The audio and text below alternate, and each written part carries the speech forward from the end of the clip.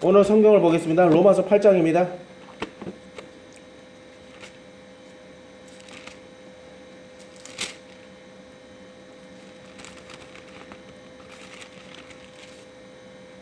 로마서 8장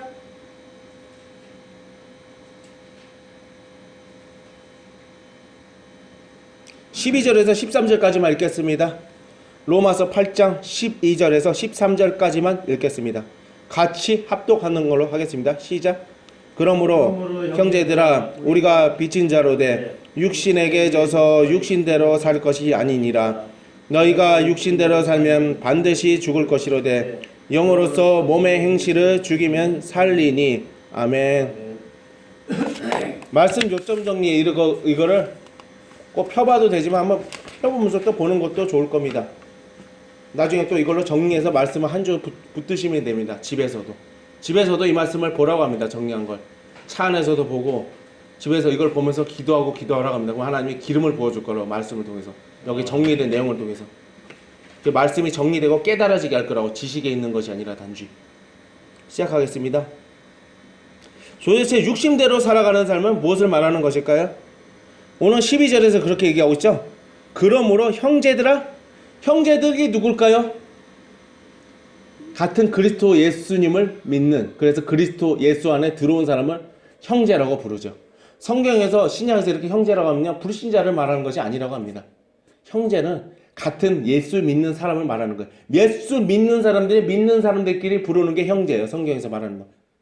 불신자들끼리, 그렇게 모르는 사람들끼리 부르는 용어로 쓰지 않는다고. 성경에서는 그리스도 안에 있는 사람들끼리 쓰는 용어로 한정적으로 분명히 얘기하고 있어요. 그리스도 안.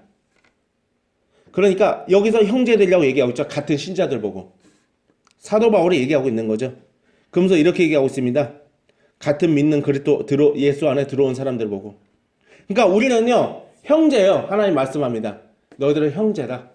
영 안에서 형제다. 너희가 육신에서는 아버지고 아들일지 모르는데 형제다. 형제로서 서로를 대해라.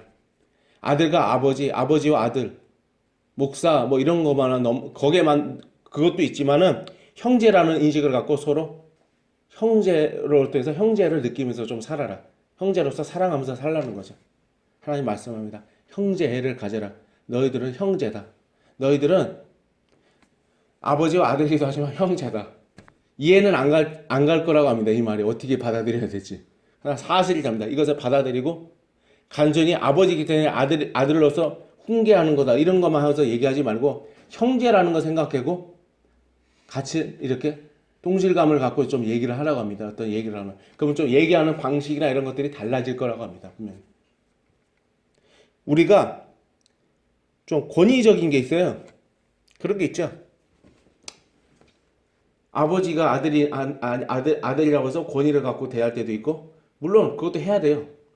아들이니까 아버지니까 좀 친밀함을 갖고 대할 때도 있고, 그리고 그래서 가볍게 대할 때도 있죠. 그런 것 때문에. 아버지라고 해서. 그리고 하나 더 있죠. 목사가 성도로 가니까 막 무게를 잡고 대할 때가 있죠. 이렇게 해가지고. 저도 이럴 때가 있더라고요. 이상하게 목사가 되면 그렇게 하는 또 영들이 와서 그렇게 만들더라고요. 또. 나도 그렇게 변질되어 있는 자신을 보게 돼. 나도 모르게. 그래서 저도 하나님한테 죄송하더라고요. 그럴 때는. 이렇게 살면 안 되는데. 근데요, 내가 시간이 지나면서 하나님이 그걸 알게 해주더라고요. 아들아, 변질됐어. 네 거만한 마음을 내버려야 돼. 내가 굉장히 거만하더라고. 나도 싫더라니까요. 나도 그렇게 산 사람들이 옛날 싫었는데 나도 그 사람을 닮아가고 있더라고요. 이렇게 하면 안 되는데. 왜 그럴까요?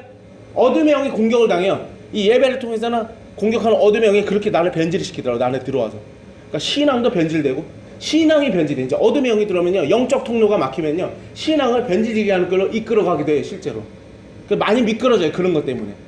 단순히 그 사람이 은혜 생활을 못해서 그랬다고만 할 수 없어요. 뭔가 예배 의식이나 말씀 보기, 기도하기만 안 해서, 단순히 안 해서 그런 것이라만 말할 수 없다고. 이 영적 공격이 오니까 그런 일을 한 것도 있었다는 거죠.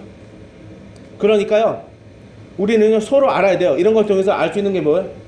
우리는요, 우리가 그리스도인이라는 걸 항상 명심해야 돼요. 우리 정체성이 무엇인지. 그러니까 남편은 부인한테 얘기할 때도 우리가 알아야 될 게 있어요. 내가 그리스도인이다. 나는 하나님의 백성이야. 나는 그런 거죠. 형제야. 이 아들이지만 하여튼 한 형제야. 그리스도 안에서. 그러면 어떻게 해야 될까요? 그러니까 불신자는 아무리 부인이라 할지라도 형제가 아니에요, 솔직히. 그리스도 안에서는요, 나하고 아무런 어떤 혈연 관계라고 했을 그런 관계가 아니라고요. 전혀 관계가 없는 사람이야. 육신으로는 관계가 가질지 모르는데 영적으로는 전혀 관계가 없는 사람이라고 합니다. 영 안에서는 전혀 그런 가족적인 관계가 아니라는 얘기죠. 우리는 하나님 안에서 가족이죠. 그리고 예수 안에 있는 사람들은요. 예수님은 우리의 맏형이죠, 사실. 맏아들이잖아요. 그리고 하나님은 우리의 아버지시고, 성령님은 우리의 교사이지만 우리의 또 하나님이시고, 정말 감사한 거죠. 한 가족 안에 있는 거죠. 얼마나 감사한 일이에요. 그런데요, 우리가 그러니까 알아야 되겠어요. 그리스도인과 정체성을 우리가 가져야 된다는 무슨 말이에요? 정체성을 가지면요, 대화를 하면서도 서로 영적인 교제를 나눠야 된다는 거죠. 세상적인 교제를 쉬어버린다고 합니다. 왜냐? 그리스도 안에서 한 형제는요, 그리스도 안에서 대화를 가져야죠, 당연히. 하나님 아버지가 기뻐하시는 대화를 해야죠, 당연히. 그러면 주님 안에서 형제이기 때문에 형제로서 서로 사랑하면서 서로 영적으로 어려운 일은 뚫어야 될 거를 기도를 통해서 뚫어야 되니까 대화를 하면서 나가야 되는 거죠. 그리스도 예수 안에 있는 사람들은 서로 편을 가르면 안 된다고 합니다. 그리스도 예수 안에 있는 사람은 불신자고 이렇게 편잡아가지고 서로 야 이렇게 하자, 우리 이렇게 하자, 쟤를 어떻게 하자, 이렇게 하자. 이거는 한마디로 좀 미친 짓이라는 얘기죠. 그런 짓을 하면 안 된다는 얘기죠. 왜냐? 같은 한 형제면은 그런 불신자가는 잘못된 얘기에 단합해서 가야 될 이유가 없는 거죠. 같은 형제로서 서로 힘을 합쳐서 그리스도 예수의 마음을 품고 그 불신자를 변화시키기 위해서 나아가야 되는 거지. 우리가 행동을 취해야 되지, 필요한 행동을. 그 불신자에 눌려서 같은 신자를 몰아세우고 나쁜 길로 가게 한다? 이거 생각해보면 뻔한 거 아니에요? 너무나 어리석고 미친 짓이잖아요. 우리가 이런 미친 짓을 많이 했었대요. 그래서 아버지가 그러니까 부인하고 가서 이렇게 쏙싹거려가지고 좀 안 좋은 얘기하면서 아들을 몰아세우기도 하고, 안 좋은 쪽으로. 아들이 엄마하고 아버지에 대한 안 좋은 얘기를 해가지고 아버지를 몰아세우는 일도 했었대요. 그리고 같은 또 다른 형제, 또 다른 자식한테 얘기해서 아들을 안 좋은 데로 몰아세우는 일도 했었고, 형제가 그리스도 안에서 형제가 그런 짓을 했었다는 거예요. 형제끼리 미친 짓이 아니겠어요? 이런 정말 미친 짓이래. 미친 짓을 하지 말. 이거 그리스도 예수 안에서 해서는 안 될 짓이래. 서로 합치려면 합쳤지, 합쳐도 지금 그들을 이기기가 너무나 버거운 판에 어떻게 그들과 짝하냐는 얘기죠. 어떻게 같은 형제가 형제를 몰아세우는 일을 하는 얘기죠. 형제가 아닌 마귀의 자식과 하나님의 자식이 마귀의 자식하고 연합해가지고 하나님의 자식을 몰아세운다. 지금 이거예요. 이게 얼마나 미친 짓이냐고요. 누가 우리에게 이렇게 마귀에게 많이 이끌려 살았다는 거예요. 이것이 무엇일까요? 육신대로 살아가는 삶이에요. 육신대로 살아가는 삶이 무엇이죠? 이해가 잘 안 되죠? 우리가 교회에서 이렇게 많이 배웠어요. 육신대로 살아간다. 육신은 이 몸에 어떤 살과 뼈를 가진 이런 물질적인 육신을 말하는 게 있고, 어떤 타락한 육신의 세상을 따라가는 육신의 소욕이라고 하는 그 세상적인 정서와 관련된 것을 육신의 어떤 육신이라고 표현하기도 한다. 실제로 이런 육신은 아니고, 이런 신학적 해석들이 있었는데요. 이 사실 틀렸다고 합니다. 이 틀렸어요, 사실. 왠지 아세요? 육신대로 살아가는 사람이 말 그대로 육신하고 관련된 거예요. 이 육신을 묵과할 수가 없는 거라고요. 살과 뼈가 관련된 육신이에요. 이 육신대로 살면 우리가 죽을 것이라는 것을 오늘 가르치고 있는 거예요. 그래서 오늘 12절에서 가르치고 있는 거죠. 우리가 빚진 자로 돼 육신에게 져서 육신대로 살 것이 아니니라. 그러니까 아까 말한 그런 같은 형제가 형제를 몰아세우는 거, 형제가 마귀와 자식과 단합해가지고 같은 형제를 사장시키는 건요, 육신대로 살아가는 삶이죠. 그러니까 이것이 육신대로 살아가는 삶이 무엇일까요? 육신으로 보고 느끼고 육신을 통해서 우리가 생각되어지는 걸로 그것으로 해서 판단하면서 살아가는 삶이죠. 이것이 무슨 삶인지 감이 좀 오세요? 이것이 그 사람의 주인이 되어서 살아가는 삶이에요. 물론 우리가 이성이나 이런 몸이 필요 없는 것이 아니에요. 신앙생활 하는데도 이성이 필요하고 판단이 필요하고 이런 지식과 이해가 필요하진 않죠. 뇌가 필요하고. 근데 무엇을 말하는 걸까? 여기서 말하는 것이 우리가 전도를 하는데 행동을 살아야 돼요. 그러니까 행동이 필요 없어요? 전도를 해야 되는데? 필요하잖아요. 말을 해야 돼요. 말도 해야 돼요. 그게 육신으로 하는 거잖아요. 당연히 육신으로 입을 통해서 말을 하고 걸어다니면서 몸을 해서 전도하고 설교하고 우리가 여러 가지 사역도 하는데 당연히 육신이 필요하죠. 그래서 여기서 말하는 육신을 통해서 살아간다는 삶은요, 단순히 육신을 사용한다고 해서 살아간다, 그렇게 말을 하는 것이 아니고요. 육신으로 보이는 것이 그 사람의 주인이 된 거예요. 무신론자가 왜 생기죠? 육신으로 보니까 하나님이 안 계신 걸로 이해될 수 없을 만치 자기 눈에 그렇게 보이잖아요. 눈을 뜨면 하나님이 보여요? 육신의 순수한 육신으로? 안 보이잖아요. 사실 안 보여. 귀로 들려요? 하나님의 음성이? 그 사람들한테 순수한 귀로? 안 들리죠? 순수한 육신적인 귀로 하나님의 음성을 우리가 이게 못 들어요. 그러니까 우리가 알아야 될 게 하나가 있어요. 하나님의 이런 어떤 하나님에 대한 건요, 우리가 이 영적인 곳에 열리지 않으면 볼 수 없다는 것이죠. 그러니까 우리가 무신론자들은요, 하나님은 보이지도 않고 하나님의 음성이 들리지도 않아요. 그러니까 어떻게 돼요? 하나님이 살아계신 걸 안 믿죠. 하나님이 전도자를 통해서 자신의 뜻을 전파해도요, 어떻게 될까요? 믿질 않죠. 자기가 직접 하나님으로부터 들은 거는 아니니까. 우리가 알아야 될 게 하나가 있어요. 그래서 육신이 주가 되면 안 돼요. 그래가지고 육신은요, 하나님 외에서 하나님의 뜻을 전파하고 어떤 하나님의 사역에 대한 여러 가지 일을 감당하는데 쓰일 수 있는 재료는 맞아요. 하나님의 영광을 위해서 살아가야 될 삶의 재료인 건 분명히 맞아요. 도구인 건 맞고요. 근데 이것이 우리의 삶의 주가 될 수는 없다는 거죠. 그러니까 이 땅에 육신이 주인이 되니까 어떻게 살아요? 자기 들리는 데니 하나님이 살아계시다는 것에 대한 분명한 증거될 만한 증거적인 소리도 안 들려. 그러니까 하나님을 안 믿죠.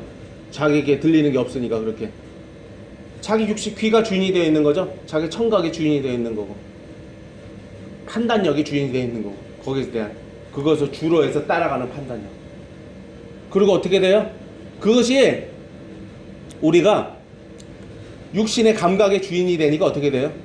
육신의 감각 때문에 범죄를 저지르면서 사는 거죠. 왜 성범죄가 일어날까요? 그냥 일어나겠어요? 단순히 감정의 문제일까요? 성적인 간음하는 감정이 왜 일어날까요? 육신에 그렇게 감정을 촉발시키게 하는 육신의 느낌이 있거든요. 육신의 감각. 이 정력을 일으키게 하는 육신의 감각이 있대요. 하나님이. 육신의 감각을 이렇게 충족시키기 위해서, 그 감각을 어떻게든 풀기 위해서 간음을 하는 거죠. 그러니까 성적인 범죄를 저지르는 거죠. 사람들이. 육신의 감각 때문에 사람들이 하는 일이 무엇일까요? 술을 흥청망청 마시죠. 사실 술을 흥청망청 사람들이 왜 마시겠어요? 육신에 그런 기능이 있어요. 뭔가 알코올을 채워지게 하도록 몸에서 부추기게 하는 몸의 세포가 있다고 합니다. 이 세포 때문에, 이 세포에서 그렇게 반응을 하니까 몸에서 그런 어떤 몸의 육신적인 어떤 반응 때문에 술을 자꾸 마시는 거죠. 몸의 어떤 부분을 자꾸 자극하도록 이끄니까. 그러면서 육신의 어떤 이렇게 술을 자꾸 마시면요, 뇌에서 어떤 기능을 일으키죠. 그러면서 어떻게 돼요? 사람이 좀 감정적으로 알딸딸한 그런 감정을 갖게 되죠. 좀. 그것이 어떻게 돼요? 솔직한 감정을 또 유발시키도록 촉발점을 일으키죠. 그것이 반드시 자동적으로 이렇게 끌어간다는 게 아닌데 그렇게 촉발하게 자꾸 사람을 프레싱하게 하죠. 그래서 솔직한 감정을 갖게 하죠. 그런 것 때문에 자꾸 술을 마시죠. 근데 그런 모든 감정을 갖게 하도록 하는, 자기를 흥얼흥얼대는 쾌락적인 감정을 갖게 하고 솔직한 감정을 갖도록 촉발시키게 하는 그런 것들이 어디서 나오는 걸까요? 먼저 이 뇌로부터 나오는 거죠. 뇌에서 그런 감정을 갖도록 어떤 기능적인 것이 작동을 하니까. 그러니까 어떻게 하겠어요? 이 육신의 기능을 만족시켜서 이런 감정을 갖게 하기 위해서 자기가 술을 마시는 거죠. 사실 술을 마시는 게 그것 때문이에요. 이 육신의 어떤 기능적으로 어떤 그렇게 자꾸 이렇게 촉발시키게 하는 게 있는 거죠. 이 몸이 한마디로 고장이 난 거죠. 그러니까 알코올을 자꾸 섭취하도록 몸에서 뭔가 반응하게 하는 몸의 세포적인 작동이 있는 거죠. 그러니까 자꾸 술을 마시는 거죠. 자꾸. 그래서 알코올 중독자가 생기는 거죠. 그렇게 너무 심하게 마시면. 이것이 전부 다 이 기능이 과부하가 걸리고 나중에 문제가 되니까 술을 더 마시도록 요구를 하는 거죠. 이 세포에서. 그러니까 이 세포에서 그런 작동이 있으니까 술을 더 많이 마시면서 마음의 만족을 시키는 거죠. 또. 그러니까 그들도 술을 그냥 마시는 게 아니죠. 안 마시면 고통스러우니까 마시는 거죠. 마음도 괴롭고. 그러니까 마음에 괴롭고 이런 것들 충족시키려면요 술을 마셔야 되죠. 술을 취해야 되고. 그러면서 육신의 어떤 뇌 기능에 어떤 작용적인 작용을 해야 되니까 그러면서 감정을 가질 수 있으니까 술을 마시는 거죠. 그러니까 이런 것들이 육신이 주가 돼서 하는 거예요. 전부 다. 육신을 만족시키기 위해서 살아가는 삶이라고요. 이해가 되시죠? 육신의 감각적인 것을 충족시키기 위해서 사람들이 그렇게 살아가요. 그래서 술 마시고 그래서 어떤 음란 영화를 보고 음란한 생각을 하면서 간음을 가지고 이렇게 사는 거죠. 그러니까 여러 가지 방법이 있어요. 사람이 왜 알아야 돼요? 왜 막 욕을 하고 막 사람들을 때리고 이런 일이 발생할까요? 많은 경우에 어때요? 육신의 고통이 있죠. 노가다하는 사람들이 욕을 많이 한다고 하죠. 욕을 할까요? 일이 힘들잖아요. 몸이 피로해요. 정신적으로도 힘들지만 몸도 피곤해. 몸에서 피곤한 걸 뭘로 느껴요? 몸에서 느끼는 거잖아요. 이 몸을 짜증나는 것을 뭔가 이 몸을 이 피곤한 거, 이 고통을 뭔가 잊고 해소하고 싶어하는 마음이 뭘로 나타나요? 욕을 하는 걸로 나타나는 거죠. 그래서 이 마음 어떤 이 육신의 고통과 육신의 고통을 통한 자기가 반응하는 거기서 마음의 고통이 있죠. 이 마음의 고통을 해소하기 위해서 욕을 하는 거라고 합니다. 결국 마음의 고통이 분명히 있는 거예요. 육신의 고통 때문에 육신의 고통을 단지 잊기 위해서 그런 것들 하는 것도 있었지만요. 그로 인한 마음의 고통이 있으니까 이 마음의 고통을 안 가지려면 어떻게 해야 되죠? 그런 힘든 노동에 대한 고통을 잊어야 되잖아요. 지루하고 막 힘들고 막 이렇게 유발시키게 하는 그런 일에 대한 어떤 이 몸의 어떤 그런 여러 가지 관련된 육신에 관련된 것들 이런 것들에 대한 시선을 잊어야 되니까 욕을 하고 막 짜증을 내고 세상적인 대화를 하면서 시간을 보내는 거죠. 일을 할 때도. 그래야지 이 육신에 대한 고통을 좀 더 잊을 수가 있으니까. 이것이 가장 무엇일까요? 그러니까 자기에 대한 짜증적인 감정을 고통을 풀기 위해서 대화를 하고 욕을 하는 거라고 하는데요. 사실 여기에 의미하는 가장 단초적인 게 원인이 뭐가 있을까요? 육신이 있는 거죠. 육신 때문에 그렇게 사는 거죠. 육신에 대한 어떤 고통과 어떤 육신의 어떤 이런 공고한 상황이라고 하는 것에서 자기의 시선을 돌리기 위해서 그거는 육신의 주인이 되어서 그렇게 짜증나는 감정을 살고 짜증나는 고통을 욕을 통해서 미워하고 분노하는 마음을 통해서 그것을 풀기 위해서 분노하고 욕하고 그러는 거예요. 사람에 대해서. 이것이 다 육신적인 것이 단초가 된 거죠. 육신이 주가 되는 삶이 단초가 된 거죠. 이해가 되시죠? 네. 그러니까요. 육신을 보고 느끼고 듣게 되고 알게 되는 것이 주인이 되면요. 그것이 바로 육신대로 살아가는 하나님을 원하지 않는 삶을 살게 되는 거예요. 그러니까 육신대로 살아간다는 것이 왜 살 것이 아니니라고 오늘 12절에서 가르치고 있잖아요. 형제들아 우리가 빚진 자로 돼 육신에게 져서 육신대로 살 것이 아니니라. 이렇게 얘기하고 있어요. 그러므로라는 것으로 덧붙여서. 그러니까 육신대로 살 것이 아니니라는 건요. 육신대로 주가 돼서 살면요. 그것이 곧 범죄하는 삶으로 나타나는 거기 때문에 육신대로 살 것이 아니니라고 하는 거라고 합니다. 하나님이 말씀합니다. 결국 육신이 주인이 돼서 살면요. 하나님을 선택하지 않는 삶, 하나님의 계명을 범하는 삶으로 나타나니까 육신대로 살 것이 아니니라고 사도 바울이 얘기를 하고 있는 거라고 합니다. 네. 그러니까 우리는요. 육신대로 살면 안 돼요. 형제들이라고 얘기하고 있잖아요. 그러니까 형제니까요. 우리는 마땅히도 하나님의 뜻대로 살아야 되는 거죠. 하나님의 성령을 통해서 성령을 따라 살아야 되는 거죠. 성령님의 인도를 따라 성령님이 지시하신 하나님의 뜻을 따라서 살아야 되는 거죠. 성령님이 주신 힘을 힘입어서 그분의 힘을 따라서 살아야 되는 거죠. 이것이 바로 영적인 삶이라고 합니다. 우리의 육신이 주가 돼서 살아가는 사람은요. 결국 육신대로 살 것이 아니니라고 사도 바울이 말한 그 삶으로 살아가게 된다고요. 결국 죄악된 삶, 하나님의 능력을 의지하지 않고 자기가 주인이 돼서 사는 삶. 그러니까 육신의 주가 돼서 살아가는 삶, 육신의 감각을 만족시키기 위해서 살아가는 삶이 무엇일까요? 자기 육신이 주인이 돼서 살아가는 삶, 자기 육신을 신으로 여기면서 살아가는 거죠. 사람들이 배고프면 어떻게 해요? 옛날에 구약에 이런 일이 있었죠. 배고파서 아이를 잡아먹은 사건이 있었어요. 이스라엘 백성들이. 이런 것들이 왜 있을까요? 자신의 육신의 배고픔의 고통을 해결하기 위해서 그런 범죄를 저지른 거죠.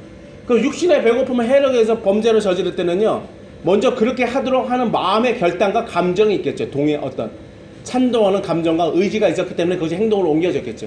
근데 그게 단지 감정의 문제였을까? 그건 아니라는 거죠. 아까 말씀드렸듯이 먼저 배고픔에 대한 고통에 대한 고통과 거기에 대한 필요를 채워야 되겠다는 생각이 있었기 때문에 그런 죄악을 범죄는 거죠. 아이를 잡아먹은 범죄, 잡아먹은 범죄를 저질렀던 거라고 합니다.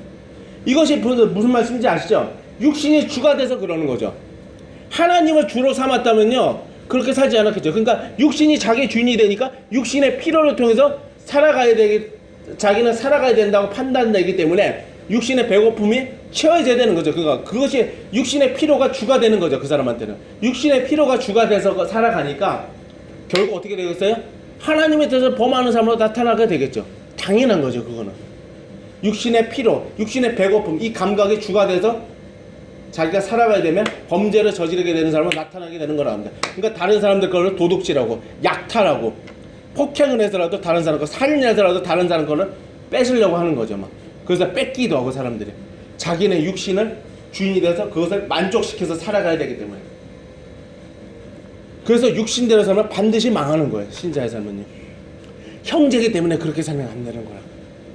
우리가 육신의 삶이 어떤 것인지 쭉 생각해보면 알아요. 쭉 답이 나오죠. 이러면 우리가 어떻게 육신대로 살았는지, 영적으로 살았는지 이거는 분명하게 알아요. 그래서 우리는 영적으로 살아야 돼요. 육신대로 살면 안 돼요. 그러니까요, 13절에 넘어갈게요.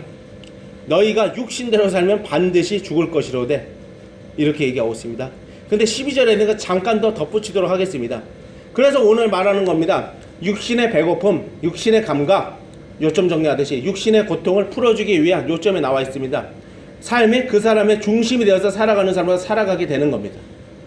다시 말씀드립니다. 육신의 배고픔, 육신의 감각, 육신의 고통을 풀어주기 위한 삶이 그 사람의 삶의 중심이 되어서 살아가는 삶을 살게 되는 것이 바로 육신대로 살아가는 삶이에요. 육신의 고통을 풀기 위해서 범죄 저지르고 욕하고 막 스트레스 푼다고 미운 마음을 갖기도 하는 거죠. 아까 말씀드렸듯이. 그래서 노가다하는 사람이 욕을 많이 한다고 하잖아요. 육신의 고통과 관련이 있는 거라고 합니다. 그런 것들이 모든 것이. 아까도 말씀드렸듯이. 그리고 육신을 통해서 보이는 것, 느껴지는 것, 듣게 되는 것이 그 사람의 주인이 되어서 그것으로 모든 것을 판단하면서 그 판단에 자신의 의지를 들이는 삶을 살아가는 삶이 바로 육신대로 살아가는 삶이라고 합니다. 그러니까 하나님을 보이지도 않고 하나님의 음성이 자기 귀에 들리지도 않아요. 그러니까 어떻게 될까요? 자기 귀에 들은 적도 없고 자기의 눈에 본 적이 없으니까 어떻게 될까요? 하나님은 없네. 그러고 나서 무신론적인 삶을 살아가는 거죠. 그러니까 그런 것 때문에 종교다원론주의가 나오는 거라고 합니다. 하나님이 한 분만이 구원자라는 걸 인정하는 것이 그들에게 안 됐던 거죠. 뭔가 성령께서 주시는 계시도 없었고, 그러니까 자기 육신으로 보고 듣는 것이 자기의 주인이 되어서 살아간 거죠. 이해가 되겠어요, 이게? 네. 그러니까 거기에 대해서 자기 판단을 갖는 거예요. 듣고 보는 것을 통해서 보여지는 게 없으니까 나한테 들려지고 보여지는 게 없어. 거기에 대해서. 그러면 결국 무엇일까요? 하나님의 음성과 하나님의 살아계시게 보여지고 느껴지는 게 없어. 들려지는 것도 없어. 결국 하나님은 그것이 주가 되니까 어떻게 했어요? 그 듣고 보는 것이. 그럼 결국 판단을 이렇게 내리겠죠. 하나님은 없네? 하나님은 없어.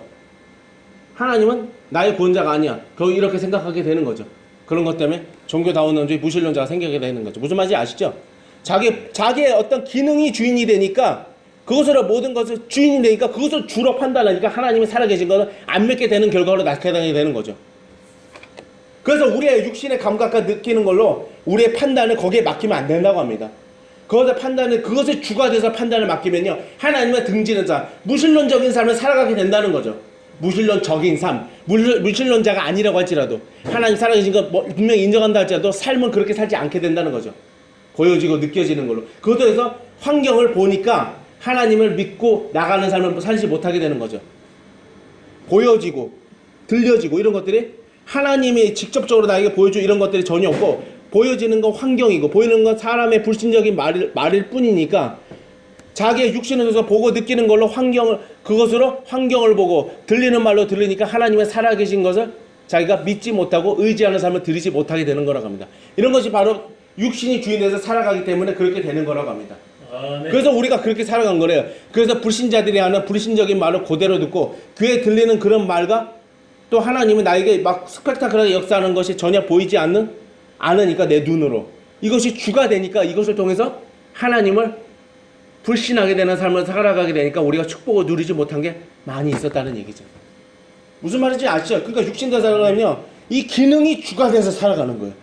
기능은 하나님의 영광 안에서 쓰여지는 도구로 쓰는 게 아니라 이것이 하나님 위에 있는 도구로 쓰여지게 되는 거라고요. 그러니까 이것이 있으니까 하나님이 안 계신다. 하나님을 의지하지 않겠다는 말을 품고 막 살아가는 거죠. 그러니까 왜 술을 마시고 왜 하나님이 안 계시다고 믿고 왜 육신의 감각 때 하나님의 뜻을 저버리는 건가? 왜 외롭다고 생각하면 타락한 삶을 살게 되는 건가? 왜 육신의 아니야 생명 때문에 하나님의 등집에서 사는 건가? 다 육신이 주가 돼서 그러는 거죠. 왜 외롭다고 생각하면서 살아가는 걸까요, 사람들이? 하나님이 자기 눈에 보이지 않아요. 들려지지 않아요. 아까 말씀드렸듯이. 그러니까 무신론적인 삶을 살아가게 되는 거죠. 그러면 어떻게 될까요?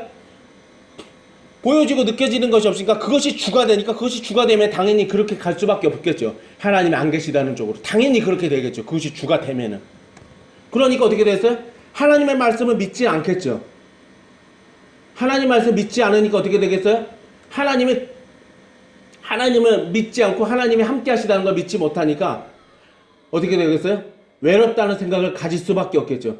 환경이나 이런 것을 목도할 수 있는 육신의 기능으로만 자기를 판단하니까 그냥. 그러니까 하나님이 함께 하시다는 걸 믿지 못하니까 외롭다고 생각하면서 사는 거죠. 그리스도인들조차도. 그러니까 육신의 주가 되는 사람이 그리스도인들도 산다고요. 그러니까 그것 때문에 외롭다고 생각하면서 산다고요. 불신자도 육신의 주가 돼서 사니까 그것 때문에 외롭다고 생각하는 사람은 결과적으로 나타나게 되는 거라고 합니다. 외로움을 많이 겪기도 하고. 하나님을 안 믿으니까 결국 그것 때문에 안 믿었기 때문에. 그러니까 그것 때문에 술을 풍성멍청 마시고 타락한 삶을 살아가게 되는 거죠. 하나님 뜻을 저버리게 되는 삶을 살게 되는 거고요. 그러니까 이 인간이 마땅히 살아가야 될 삶의 목적이 무엇인가요? 우리는요, 우리의 육신을 갖고 살아가는 모든 삶은요, 하나님이 자신이 목적이 되어서 살아가는 삶이 전부가 되어야 합니다. 그렇게 하나님이 되어야 된다고 해요. 그러니까 아까도 말씀드렸다. 육신이 기능과 필요가 우리의 주가 돼서 그것에서 우리가 판단과 생각을 갖고 의지를 드리는 그런 삶을 살아가면 육신대로 살아가는 죄악된 삶을 살아가게 되는 거고요. 이것을 통해서 이 육신을요, 주가 되지 않고 하나님의 영광을 위한 도구로서 살아가는 삶으로 살아가게 되면요, 하나님이 기뻐하시는 삶, 하나님을 인정하는 삶, 하나님을 의지하는 삶, 하나님을 믿는 삶으로 나타나는 삶으로 살아가게 되는 거죠. 네. 왜냐하면 육신의 기능이 아닌 육신의 기능으로 알 수 없는 영적 세계를 인정하면서 살아가게 될 것이기 때문이라고 합니다. 육신의 주가 돼서 살지 않고 하나님을 목적으로 해서 삶을 살아가게 되면 그렇게 될 거라고 합니다. 하나님을 인정하는 삶, 의지하는 삶으로. 그러니까 육신을 뛰어넘는 어떤 세계를 인정하는 거죠. 내 육신으로는 보이지 않고 느껴지지 않고 감각적으로 느껴지지 않지만은 그래도 나는 이것을 주로 삼지 않겠다. 그러면 뭘로 결론이 내려질까요? 주로 삼지 않기 때문에 하나님은 느껴지지 않지만 보이지 않지만 살아계시다. 분명히 계신다. 역사하고 계신다. 내가 다만 보여지고 느껴지지 않을 뿐이다. 그래서 나는 그분을 의지해야 된다. 이렇게 결론적으로 나갈 수 있다는 얘기죠. 네. 그래서 하나님의 그 삶의 전부가 되어야 합니다. 하나님의 그 사람의 목적이 되어야 돼요. 하나님의 목적이 된 삶 안에서 그 사람의 육신을 하나님의 목적을 이루는 삶으로 쓰이는 도구가 돼야 돼요. 육신은요. 주인이 되면 안 된다고요. 그래서 육신의 필요와 감각과 배고픔은요, 우리가 알아야 돼요. 우리의 배고픔이나 이런 채우는 것들은요, 육신이 주가 돼서 하면 안 되고 하나님의 목적에 대해서 배고픔도 해결하면서 살아가야 된다고 합니다. 그래서 우리가 먹고 자고 입는 것은 하나님 위해서 살아가야 되는 거죠. 그래서 육신은 하나님 위해 존재하는 거고 하나님 영광을 위해서 존재하는 거죠. 그런 삶을 살면요, 우리가 영적인 삶으로 나아갈 수 있게 된다고 합니다. 그래서 우리가 알아야 돼요. 우리는요, 이 그리스도인들도 육신대로 살면요, 어떻게 될까요? 의롭다움을 얻고 생명을 얻은 구원이 반드시 취소될 거라는 거 오늘 성경에서 가르치고 있어요. 아까도 말씀드렸죠. 육신이 주인된 살면 결국 죄악된 삶으로 나타나게 되잖아요. 무신론적인 삶으로 나타나게 되고 보이는 것으로 다 주가 돼서 판단하니까. 그러니까 그런 삶을 살면요, 죽게 된다는 거죠. 그래서 13절에 이렇게 가르치고 있죠. 오늘 너희가 육신대로 살면 반드시 죽을 것이로되 오늘 이렇게 가르치고 있습니다. 육신대로 살면 반드시 죽는데. 그러니까 그렇게 무신론적인 삶, 하나님의 뜻을 등지는 삶, 그런 삶으로 결과적으로 나타나는 육신이 주가 되는 삶을 살게 되면 그거 육신의 필요가 주가 돼서 살아가는 삶을 살게 돼서 하나님을 목적으로 살아가지 않고 하나님의 영광을 위해서 살아가는 삶의 목적이 되지 않으면 반드시 죽을 것이라는 얘기죠. 그 사람은 결국 그것은 타락한 삶을 낳게 될 것이기 때문이라고 합니다. 그러니까 육신대로 살면 반드시 죽을 것이래. 반드시 죽을 것이래. 무엇이냐? 여기서 죽는다는 말은요, 반드시 우리가 하나님과 친밀함을 잃어버린다 이런 말을 말하는 것이 아니래요. 구원이 취소된다. 천국에 가지 못할 것이다. 이것을 지금 가르치고 있는 거예요. 최종적인 구원에 대해서 가르치고 있는 거라고 합니다. 오늘 말씀은요. 단지 천국에 가는데 이 땅에서 좀 징계를 받고 하나님과 화목한 삶을 좀 못 누린다. 이런 의미로 받아들이면 안 된대요. 천국으로 가지 못할 것이다. 이런 말이래요. 육신이 주인이 돼서 사니까. 그러니까 우리의 육신은 하나님 말씀하는 거죠. 너의 육신은 나의 영광을 위해서 쓰여져야 된다. 나의 영광을 위해서 존재하는 거다. 나를 위해서 존재하는 거다. 나를 찬양하기 위해서 존재하는 거라는 얘기죠. 하나님 말씀합니다. 아멘. 너희들을 찬양하고 세상의 주가 되고 세상에 눌려 살기 위해서 육신이 존재하는 게 아니라는 거죠.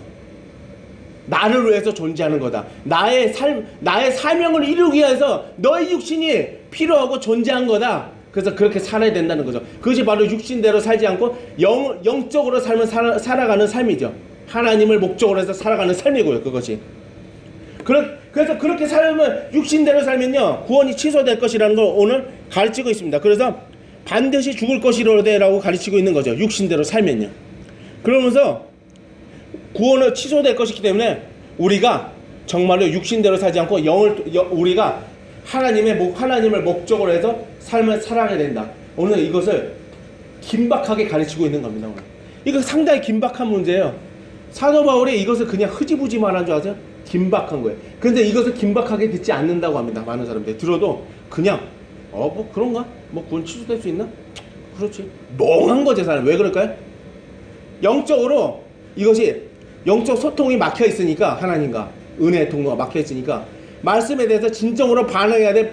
반응적인 반응을 하지 못하는 거죠. 그래서 우리가 영적으로 무뎌 있다는 거예요. 굉장히. 이렇게 계속 가면 우리도 영적으로 죽는 삶을 살게 될 거라고 합니다. 영적으로 무뎌 있다면요 성령님을 통해서 도와줘서 이 무뎌지게 한 막혀있는 어둠의 통로를 뚫어서 영적 통로가 활성화돼야 돼요. 그래서 예민하게 만들어야 돼요. 그래서 영적으로 우리가 깨어있는 삶을 살아가게 된다고. 이것이 바로 영적으로 잠들어가는 과정으로 들어가게 하는 삶이라고 합니다. 이런 것들이. 그래서 깨어나야 돼요. 여기서. 오늘 사도 바울은요 긴박하게 얘기하고 있어요. 진짜로. 육신대로 살면 반드시 죽을 것이래. 죽을 수도 있고 안 죽을 수도 있는 게 아니라 반드시 죽을 것이다. 반드시 그렇게 살면 육신대로 사는 삶, 정말 예수님을 주인으로 삼지 않고 하나님을 주인으로 삼지 않는 삶으로 나타나게 하는 육신을 주인으로 살아가는 삶은요 반드시 천국에 들어가지 못할 것이다. 지금 그것을 얘기하고 있는 겁니다. 아멘. 그러니까 육신을 주인으로 살아가는 삶은요 하나님을 주인으로 살아가는 삶이 아니래요. 둘과 똑같이 공존할 수가 없어요. 하나님을 주인으로 살아가는 삶은요 육신을 주인으로 살아가는 삶이 아니에요. 그러니까 이런 삶을 살면요 반드시 구원이 취소될 거라는 얘기죠. 육신대로 살아가는 삶이에요. 그래서 우리는요 영적으로 삶을 살아가야 돼요. 그래서 육신대로 살아가는 삶이 한마디로 무엇일까요? 타락한 삶을 말하는 거죠. 하나님의 등지는 삶. 이것에 대해서 오늘도 더 깊이 얘기하고 있습니다. 얘기 말씀드리겠습니다. 그러나 신자로 죄를 짓습니다. 죄를 안 지을 수 있는 사람은 아무도 없어요. 솔직히 육신대로 살면 안 되는데 육신대로 우리가 살면 안 살아요? 많이 살았잖아요. 그리스도인도. 그럼 육신대로 산 사람들 다 지옥에 갔나요? 그건 또 아니잖아요. 또 다 실수해서 범죄는 저지르니까. 그러나 습관적으로 그렇게 해서 살면 구원이 취소될 거라는 얘기죠. 습관적으로. 근데 우리는 육신대로 어떻게 하면 살지 않을 수 있는 것인가? 여기에 대한 고민이 들 수밖에 없겠죠. 육신대로 살면 안 돼. 하나님의 영광을 위해서 목적대로 우리의 육신의 도구로서 사용해야 돼. 다 알아요, 이거를. 그런데요, 이렇게 살지 않아야 되는 건 맞는데, 그러니까 우리가 그렇게 살지 않아야 된다는 걸 다 알아요. 교회에서 그런 얘기 많이 듣잖아요. 죄 지으면 안 돼. 육신대로 살면 안 돼. 영적으로 살아야 돼. 솔직히 말해서 우리 이런 얘기 듣지 않아요, 교회에서? 한 번씩 듣는 얘기라고, 교회에서. 성화의 삶을 살기 위해서 반드시 필요한 말씀들이니까, 이런 것들은. 거룩한 삶을 살기 위해서 필요한 말씀들이니까 우리가 그것은 들으면서 많이 알고 있는데 사람들이 이런 얘기 많이 하죠. 들으면 은혜가 되는데 어떻게 살아야 되지? 이러고 끝나는 말씀 많이 있지 않아요? 우리 그런 말씀 많이 듣죠. 들으면 이렇게 살면 안 돼요, 저렇게 살면 안 돼요. 그럼 마음에 새로운 감화가 오고 마음에 자극이 가서 야, 내 마음을 깊이 각성시키라 그런 말씀이다. 감화를 받는데 그렇게 감화해서 끝나는 말씀이 많아. 있지 않아요? 그래서 어떻게 살아야 되지 방법을 찾지 못하고 그냥 듣고 끝난 말씀들이 많았어요, 솔직히 말해서. 그래서 영적으로 살아야 돼, 거룩하게 살아야 돼, 습관적으로 죄 미끄러지고 살면 안 돼. 알아. 들으면 감화도 받아. 감화해서 끝나니까 어떻게 살아야 되는지를 모르니까 거기에 대해서 정확한 결론을 내리지도 못하고 어떻게 살아야 되는 방법에 대해서 모호하게 그냥 결론을 내리고 끝나는 경우가 많았다는 얘기죠. 본인도 몰라요. 들으면 각성만 받고 방법은 모르고 끝나. 오늘 방법을 하나님께서 가르쳐 준다고 합니다. 방법은요, 오늘 성경 통해서 가르치고 있는 거예요. 13절에 이렇게 말하고 있어요. 그러니까 전제적으로 깔고 있는 거죠. 어떻게 우리가 육신대로 살지 않을 수 있는 것인가? 우리가 그러면은 육신대로 살면 안 되는데, 육신을 주로 살면 안 되는데, 하나님을 주로 해서 살아야 되는데, 어떻게 그렇게 살지 않을 수 있는가? 육신대로 살지 않고 하나님을 주로 살 수 있을 것인가? 여기에 대해서 가르치고 있는 거죠. 여기에 대해서 오늘 13절에서 얘기하고 있습니다. 너희가 육신대로 살면 반드시 죽을 것이로되, 이렇게 얘기하고 있죠. 경고하고 있는 거죠. 천국에 못 갈 것이다 그러죠. 반드시 육신대로 살면.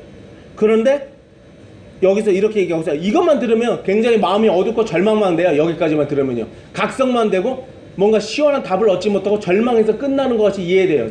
근데 여기 하반절에서 이렇게 얘기하고 있어요. 하나님께서 답을 주고 있는 거죠. 거기에 대해서 어떻게 육신대로 살지 않을 수 있는 것인가. 답은 그겁니다. 영으로서 몸의 행실을 죽이면 살린이라고 얘기하고 있습니다. 영으로서 몸의 행실을 죽이면 산대요. 오늘 이거 요점에서 얘기하고 있습니다.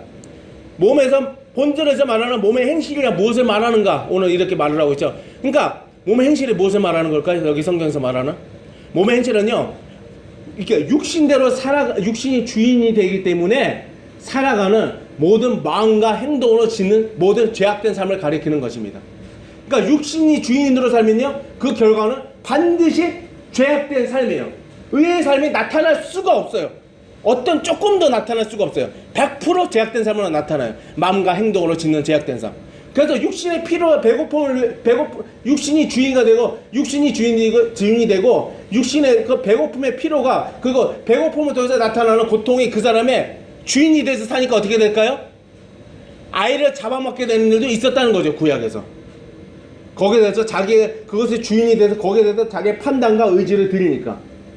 그러니까 아이를 잡아먹고 살인하고 남의 것을 훔쳐서라도 어떻게든 먹어서 배고픔을 해결하려고 하는 우리의 어떤 그런 죄악된 본능이 있었다는 얘기죠. 그러니까 그런 모든 마음과 행동으로 짓는 죄악들이 사람을 죽이고 미워하고 이런 죄악들, 마음과 행동으로 짓는 죄악된 삶이 바로 몸의 행실이라고 말을 하는 거예요. 그러니까 몸의 행실은 한마디로 하나님의 계명을 범하는 모든 죄악을 말하는 거예요. 육신대로 살면 반드시 그런 삶을 결과적으로 나타나는 삶을 살게 될 거라는 얘기죠. 그러니까 우리는요, 이 죄악된 삶을 분명하게 조심해야 돼요. 몸의 행실대로 살아가면 안 된다. 이것을 분명히 명심해야 됩니다. 그래서 육신대로 살아가는 건 결국 몸의 행실로 나타나는 죄악된 삶을 나타낸다. 우리는 이것을 마음에 깊이 새겨야 돼요. 그래서 그렇게 살면 안 된다는 거예요. 그러면서 본절에서 말하는 또 영은 누구를 말하는가? 성령님을 말하는 거예요. 삼위일체 하나님 중 성령 하나님을 가리키는 것이다. 오늘 이렇게 얘기하고 있습니다. 삼위일체 하나님 중에서 성령 하나님 있어요. 성부 하나님, 성자 하나님, 성령 하나님이 있는데 한 분이신 하나님은 세 인격을 갖고 계신 분이죠. 그래서 성령 하나님이 여기서 말하는 영으로서 말하는 이 영을 가리키고 있는 것이 바로 성령 하나님을 가리키고 있는 거예요.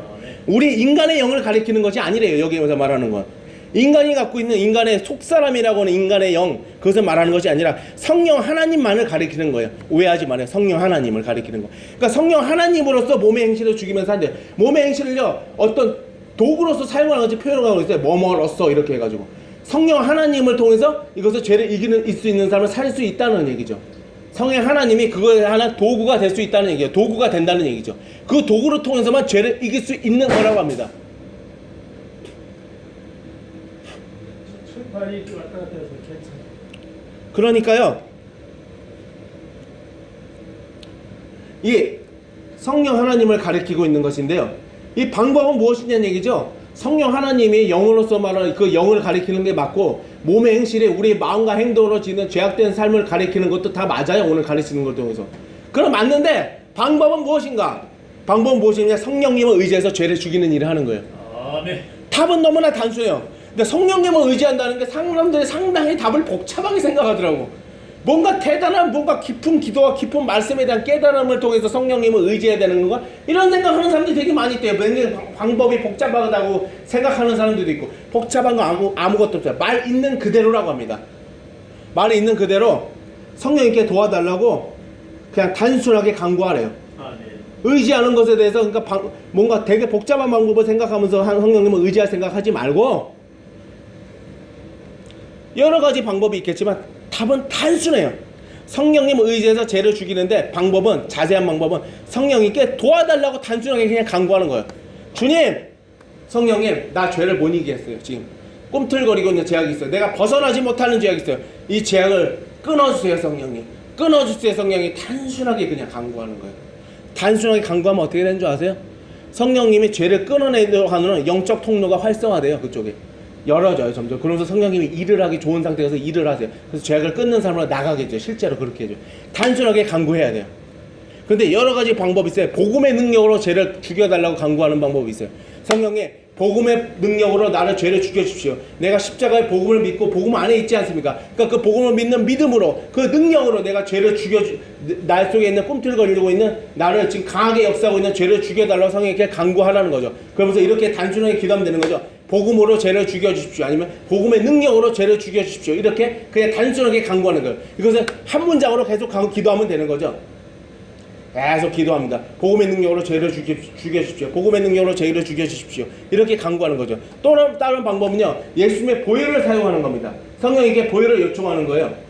보혈을 통해서 죄를 죽여주십시오라고 간구하는 거죠. 성령님, 죄를 못 이기겠습니다. 내가 죄를 못 이기겠습니다. 보혈을 통해서 거룩하게 해주십시오. 보혈을 통해서 내가 우상숭배에서 벗어나게 해주십시오. 보혈을 통해서 죄를 죽여주십시오. 보혈을 통해서 죄를 죽여주십시오. 보혈을 부어주십시오. 보혈을 부어주십시오. 보혈을 부어주십시오. 그리고 보혈로 죄를 죽여주십시오. 이렇게 간구하는 얘기죠. 단순하게. 단순해요. 성령님께 그렇게 단순하게 간구하는 거예요. 또 다른 하나는 뭘까요? 성령의 기름과 불을 통해서 죄를 죽여달라고 간구하는 얘기. 간구해달라는 거죠. 성령의 불로 죄를 죽여주십시오. 성령의 불을 주십시오. 성령의 불을 주십시오. 성령의 불로 죄를 죽여주십시오. 성령의 불로 죄를 죽이십시오. 이렇게 간구하라는 얘기죠. 그럼 성령의 불을 부어줘서 그 죄를 죽여주실 거라는 얘기죠. 우리가 도저히 뛰어넘지 못하는 그 죄에 눌려있는 마음을 풀어주셔서 죄를 이길 수 있는 사람으로 나타나고, 회개가 안 되는 사람은 회개가 터져서 회개가 나타나는 사람으로 하게 해주실 거라는 얘기죠.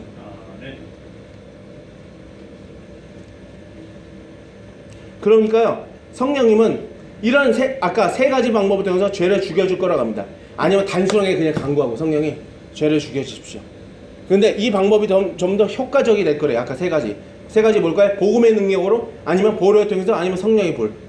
이게 세 가지 다 해도 상관없고, 이 세 가지 중에서 하나를 통해서 해도 죄가 효과적으로 죽이는 일을 성령께서 하게 해 주실 거라는 얘기죠.